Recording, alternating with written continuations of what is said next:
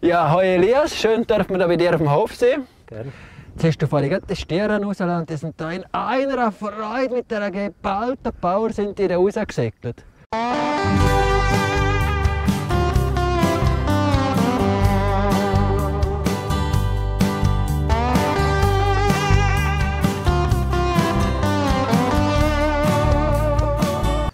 Was ist da besonders innovativ für die heutige Zeit? Oder was ist für dich eine Innovation? Innovation ist eigentlich etwas, du bist für mich eine Innovation, etwas Neues, etwas was es noch nicht gibt, aufziehen und viel Risiko und viel Mut. In Seat ist jetzt in der Landwirtschaft im Moment nicht so besonders viel Innovation rum. Aber wir knöpfen uns an, zum Beispiel bei dir. Oder was wir jetzt merken auf dem Betrieb, wir verkaufen ja Direktfleisch.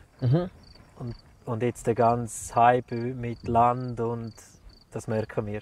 Da jetzt sehen wir zur Silvana, da laufen die Leute, sprechen uns an, wir verkaufen so Fleisch. Cool, ja. Das merken wir im Moment, das ist ziemlich. Und da musst du vielleicht ein bisschen innovativ sein, mal schauen, was wollen die Leute überhaupt oder was lässt sich gut verkaufen. Was bedeutet dir persönlich so ein Stier? Aber es ist ja nicht so selbstverständlich, dass man Stier hat. Was bedeutet dir das und was machst du mit denen?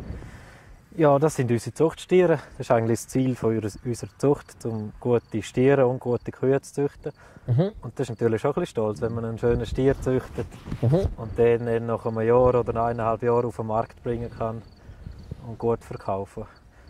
Und die habe ich hier im Sommer. Im Sommer sind alle Kühe auf der Alp, habe ich eigentlich kein Tier daheim und das ist für mich auch noch schön, um auch noch Tiere daheim in der Nähe. Aber geht auch mehr Arbeit, oder? Gibt mehr Arbeit, ja. Ist schon intensiv, die ganze Zucht. Aber schön, ja. Mir ist gerade vorhin eine kurze Geschichte in den Sinn gekommen, als sie rausgesegelt sind.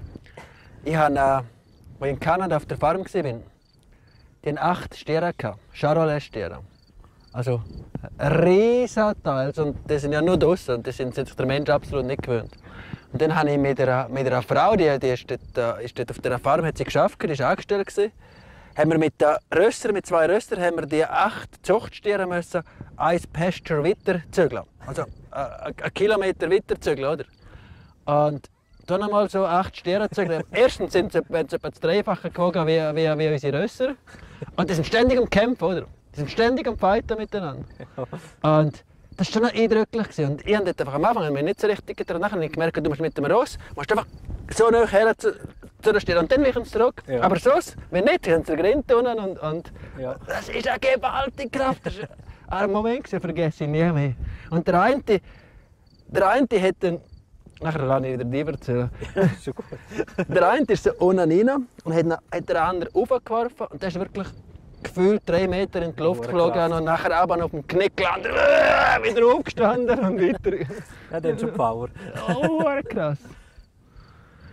Ja, gut, jetzt beruhige ich mich wieder.